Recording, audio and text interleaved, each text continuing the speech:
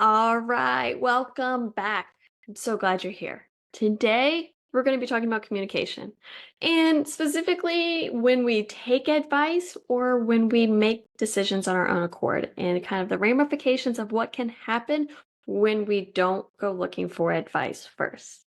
Now, as women, sometimes we're really good at looking for advice, and sometimes we can have a little bit of a know-it-all attitude. Now, don't come at me, okay? Because I am exactly that same way. I am stubborn. I am a independent woman. I can figure it out, right?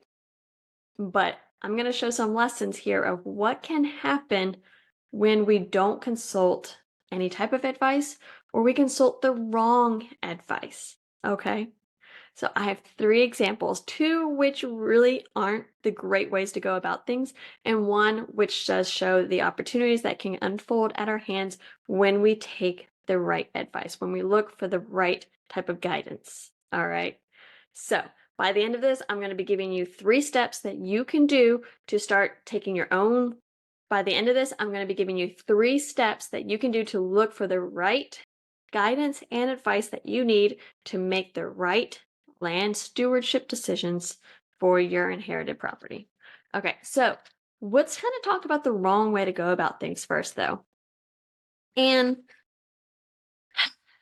I do hate to harp on this example sometimes because she honestly gets a bad enough rep as it is, okay? But we're going to be jumping over to Eve in Genesis in the Garden of Eden, okay? And I know, there's a lot to unpack there. It's not all completely Eve's fault, but we are going to be pointing out some things that Eve did specifically that maybe wasn't the right about things that she actually should have done.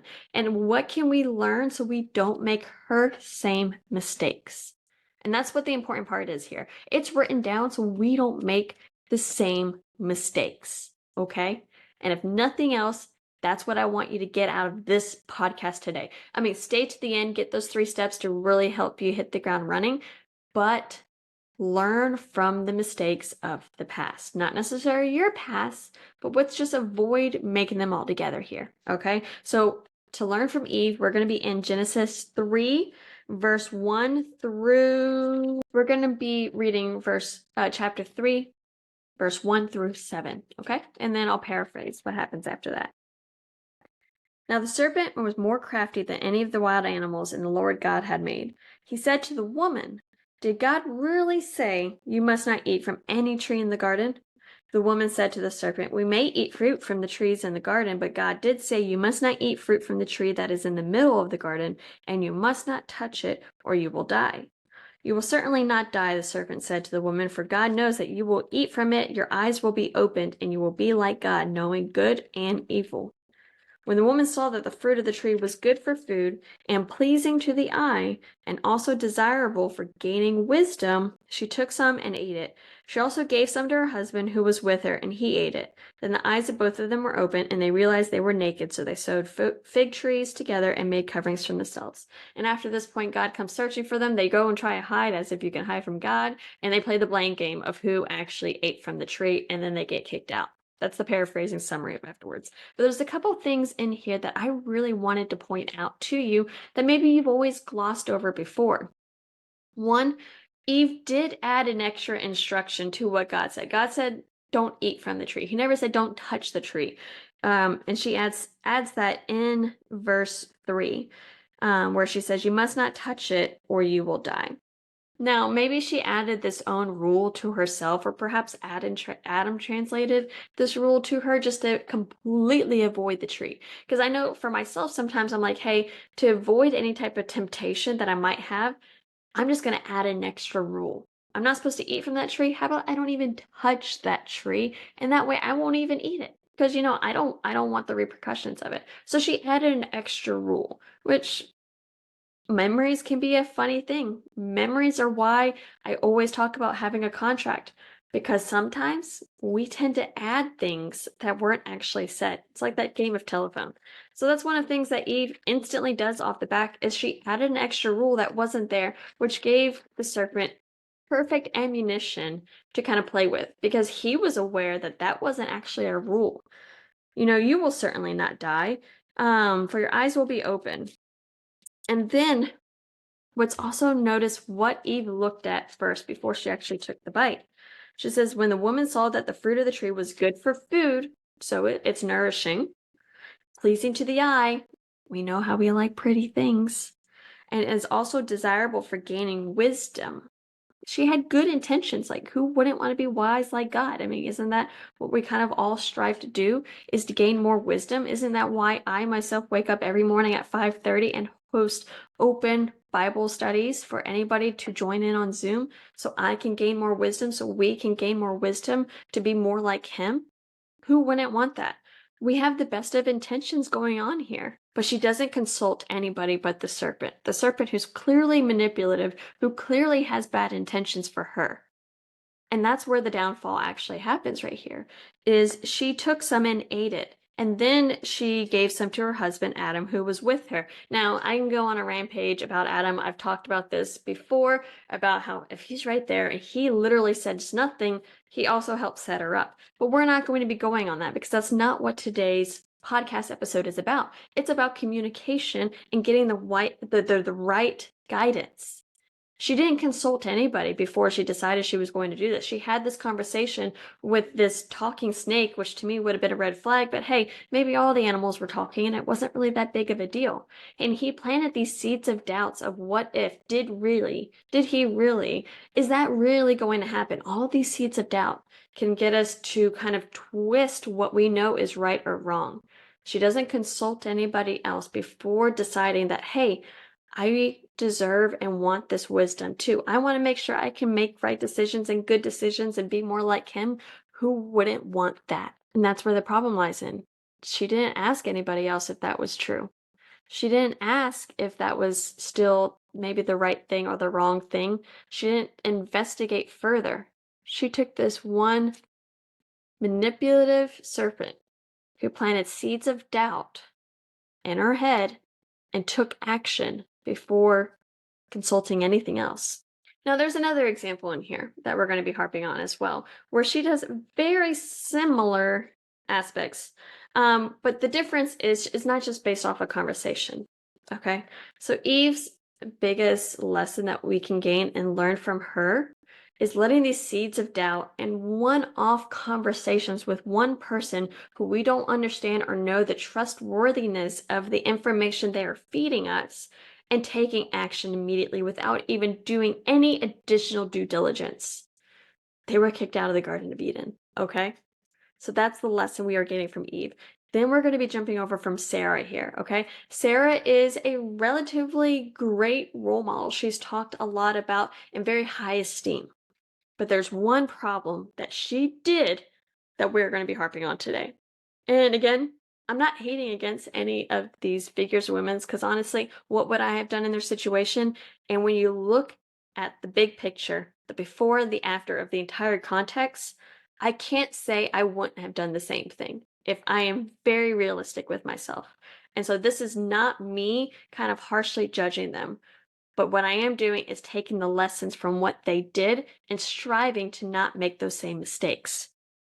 So we're going to be looking at Sarah here, which if you're unfamiliar with Sarah, Sarah is Abraham's wife who bore Isaac when she was like 90 years old, where it was virtually impossible. She had no children. She tried to have children for years. She was promised descendants with Abraham that would multiply like the stars or the sands along those lines. And yet she had no children until she was 90. Okay. She'd been given this promise over and over. And when you look at it, for about 25 years, they were given this promise and yet no quote unquote results.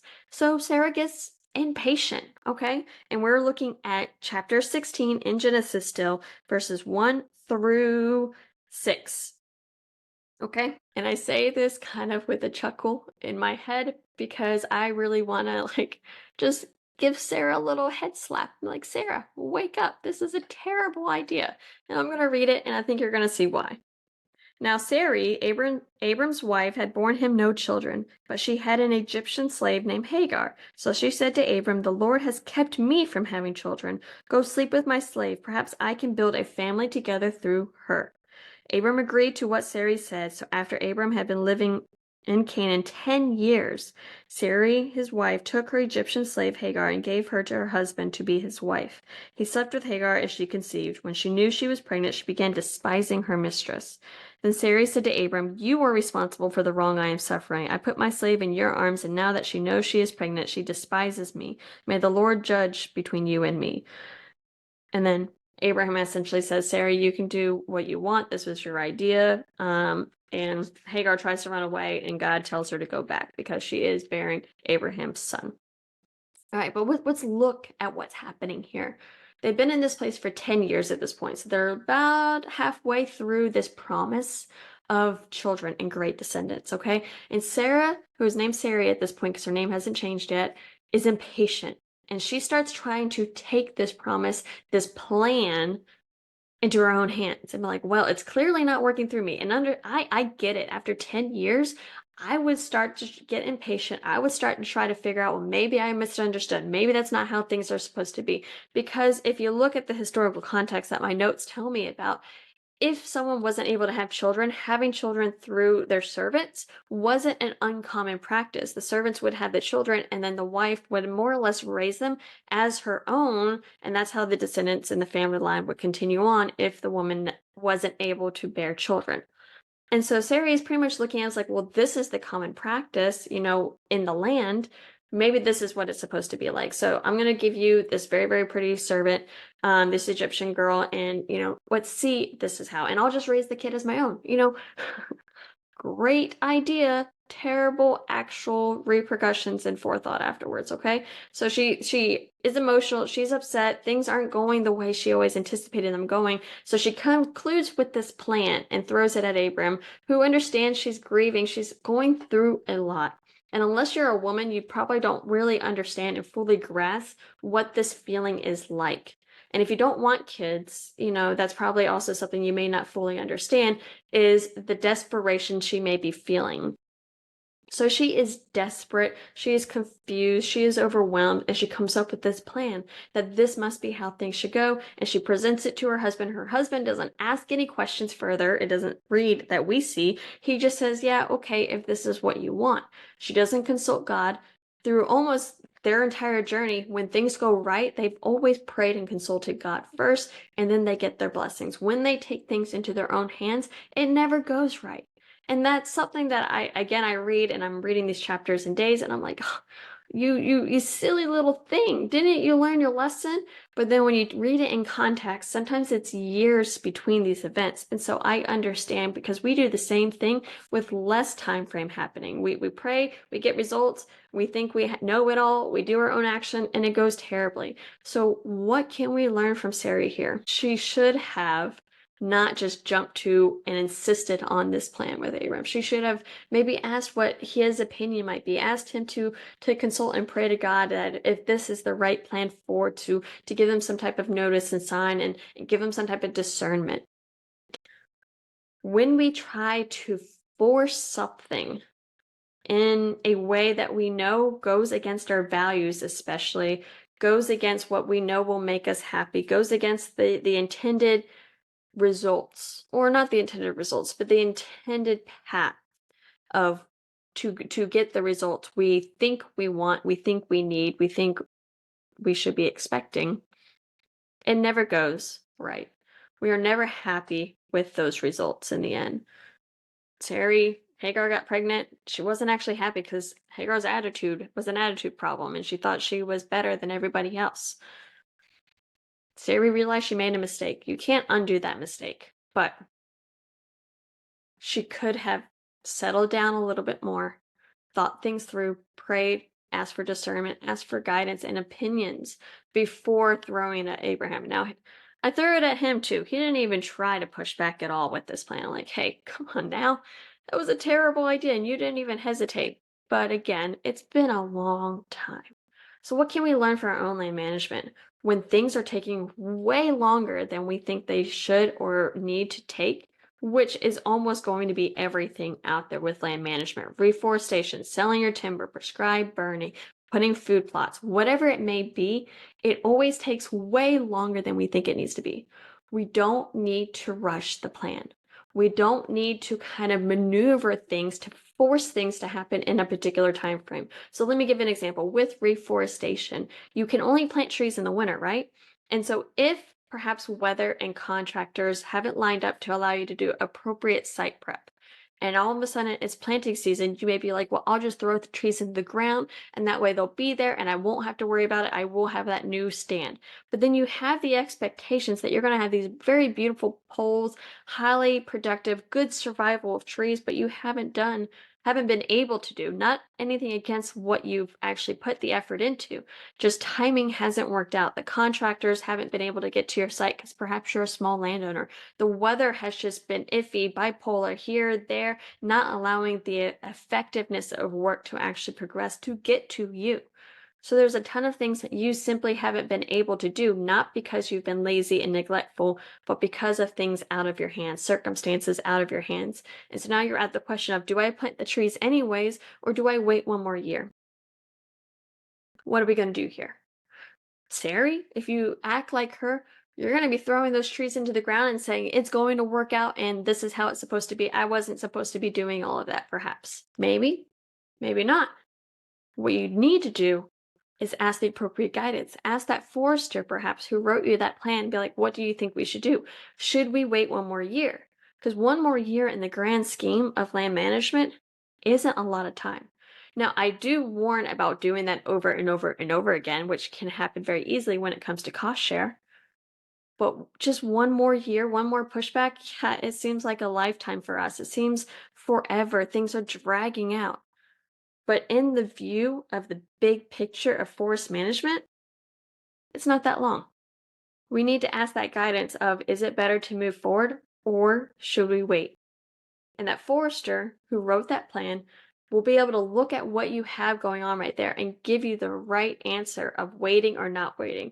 Perhaps you don't need to do all the X's and T's and I's that were originally prescribed because things haven't regrown up as much as you thought. But they will be able to give you that more appropriate guidance and recommendations rather than you deciding in your own hands, being like, I'm just going to force this to happen because it says I need to plant by December 1st.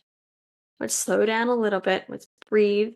Let's take our time and ask and try to get the right discernment and advice before we make major decisions. You may not be throwing a baby into somebody else per se, but you're investing thousands of dollars into these new baby tree seedlings.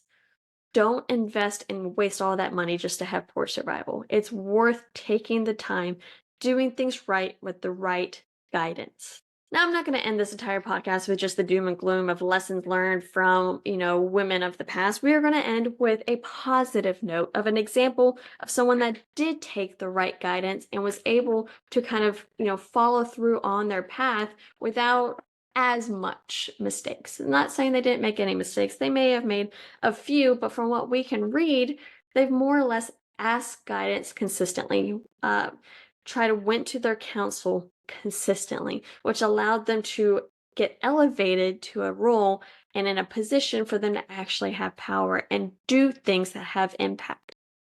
Now, if you don't know who I'm talking about, we heard about her last week. We hear about her all the time with me. I'm talking about Esther. I wanted to stay in the Old Testament here, and that way it's a little bit more apples to apples comparison for things, generally speaking, because we're all talking about Old Testament before Christ here. So we're going to be talking about Esther.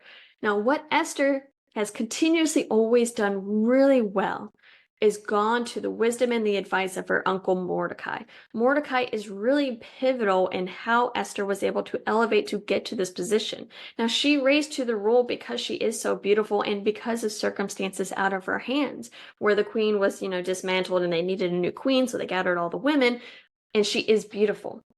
But she listened to the advice of her uncle about hiding her nationality before, which might have thrown her out of the ring of options if they had knew she was a Jewish Hebrew beforehand.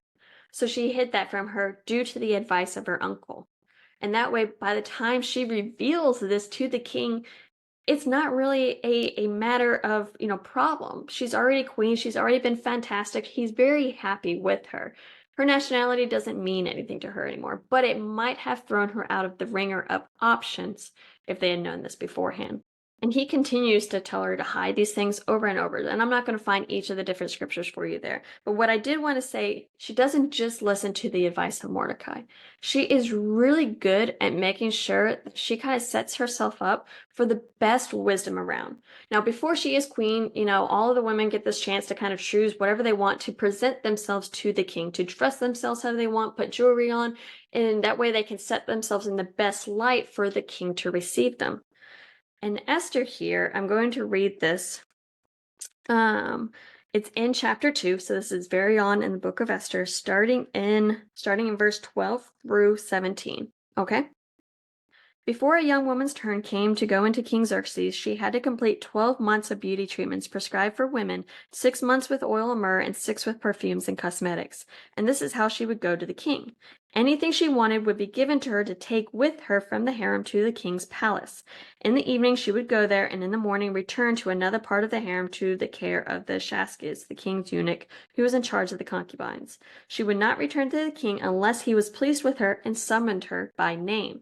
Okay, so we see here these women have to go through a lot of beauty treatments. That way, no matter where they've come from, they're kind of all on the same level of opportunity. Their poverty or their background didn't necessarily influence them. They all got the same treatments.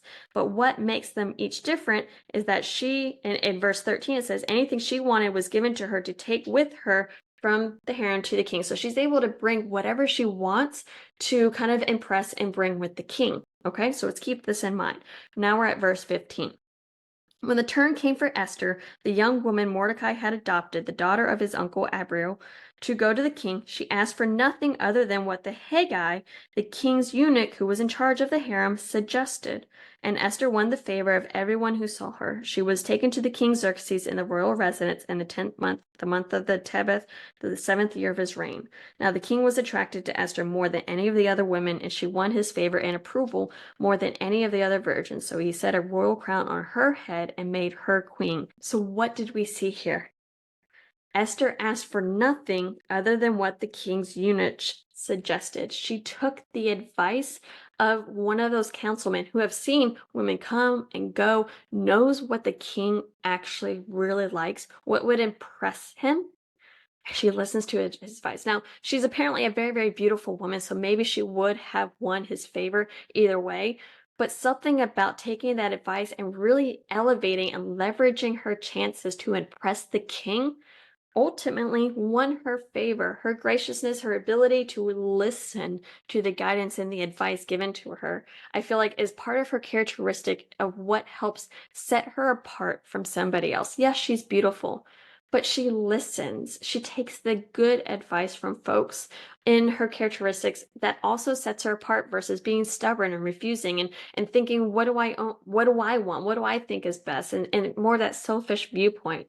She looks at the other viewpoints and takes that advice, which sets her up to be a queen, which sets her up to be in that position to save all the Jews, which again, and she continues taking advice from Mordecai through all of this. And even after the, plot fall that the Jews are being saved, there's some laws and things that she has to kind of place. She's able to place Mordecai into the position to continue giving wise counsel to her and everybody else. Esther is such a great example of listening to guidance and wisdom and advice and not just hitting the ground running with what we think is right when we're impatient. If you noticed here, it says 12 months of beauty treatments. That's 1 year. She gets to sit there and stew about everything of what's going to happen to her. That's 1 year of unknown. It's not like she was taken and over the weekend and next month, these things happen. It's a long process as well. And so she could have very easily gotten frustrated, gotten, discouraged. There's a lot of things that could have gone that she could have just avoided taking the advice of her uncle, of the eunuchs there. That might have drastically changed the trajectory of her path, her opportunities, her responsibilities that were presented to her because of the role that she was in. So I told you I would end this with 3 steps that you can do to start looking and taking the right guidance and advice. And I'm going to be using mostly the examples of selling your timber because that's the easiest type of crossroads that you may be coming to, that you may be trying to figure out, what do I do? Is this the right time? Is this not the right time? It's also going to be one of those times that you are most likely have an increased chance of being taken advantage of. Now, I do want to emphasize, I love the industry. I love my boys. I love my Southern boys. I love all of them. And most of them are great ethical professionals. But those are the ones that we have to be careful for. We have to protect ourselves against the 1 or 2% of folks that are more manipulative, that are looking to raise themselves against all odds, against anybody that might get hurt in the process.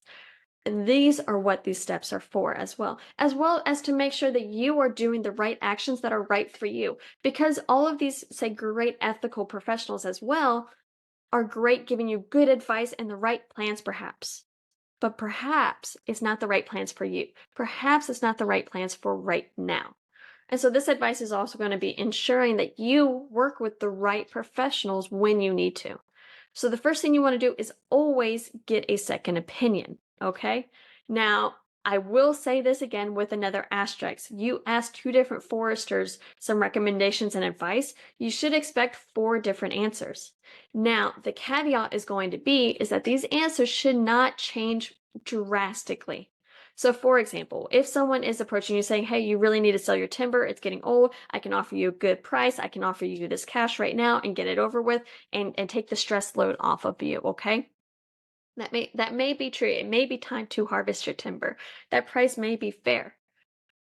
But what you need to do is call and get a second opinion. Call another consultant and ask them their opinion. Is my timber ready to harvest? Is this the going average rate? Now, don't say, is this the right price or the highest price you're going to get? Because there's a lot of factors that can change your stumpage rate, which is the rate that you're going to be offered. So ask for that average price point. And you can ask that because it's going to give you some parameters. You can even say a range. What's the range of value that I can expect to get from my trees?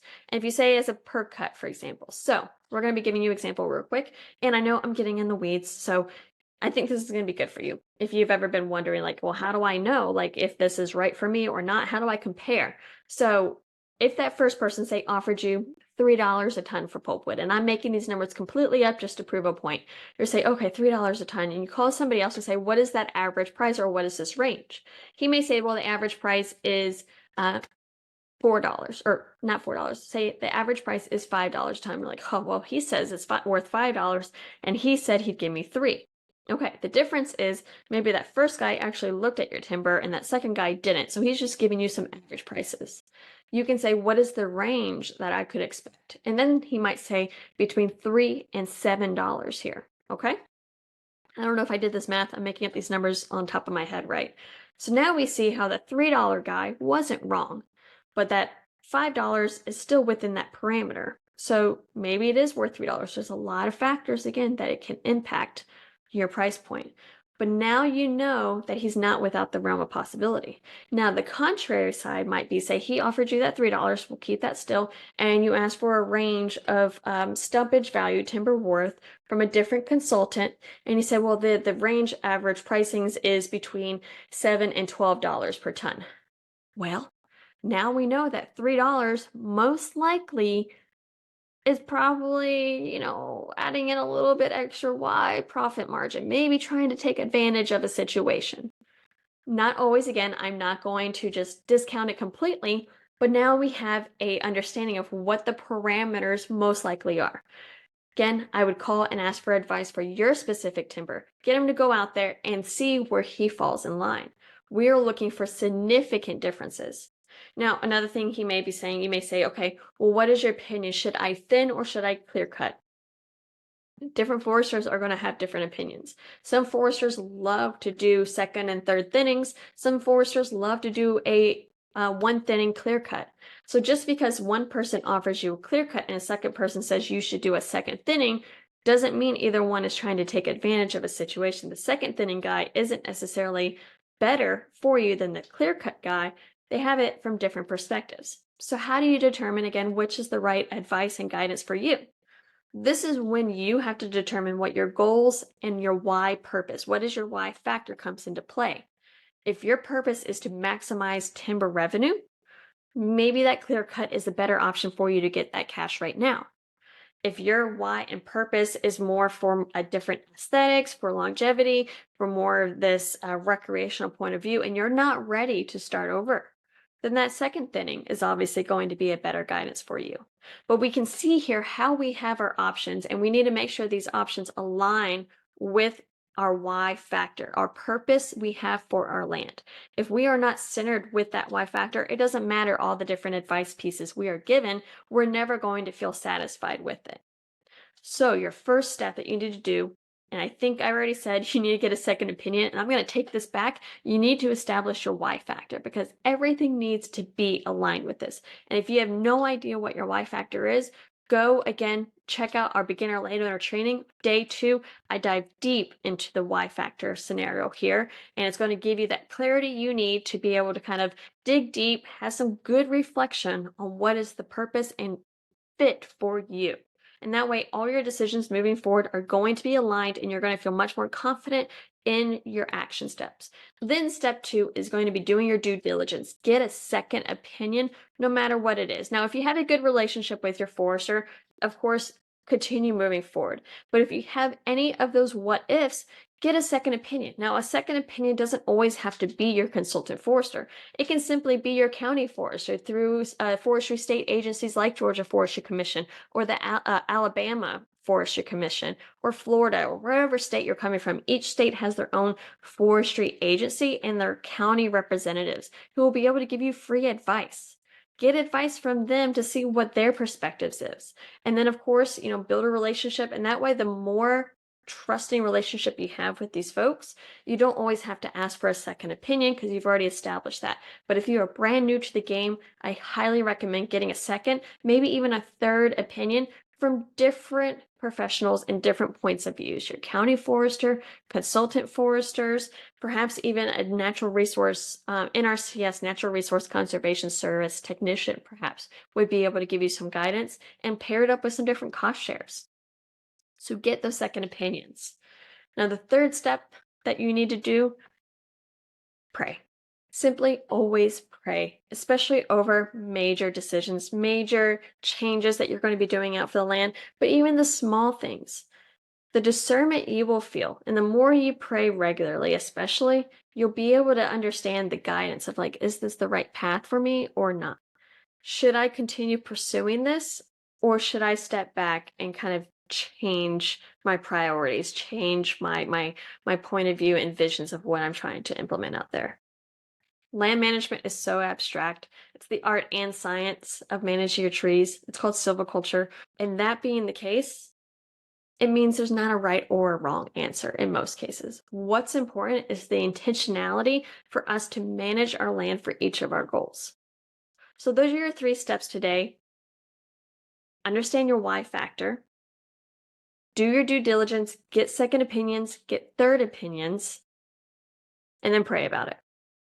As we can see from the lessons learned from the women of the past of the Old Testament, what can happen when we try to manhandle things into our own ways, when we don't ask the right people for guidance, when we don't do due diligence and ask more questions, when we try to make up our own plans for what we think and how it's supposed to go, compared to when we listen to others people's advice given to us how we can get elevated. Until next time.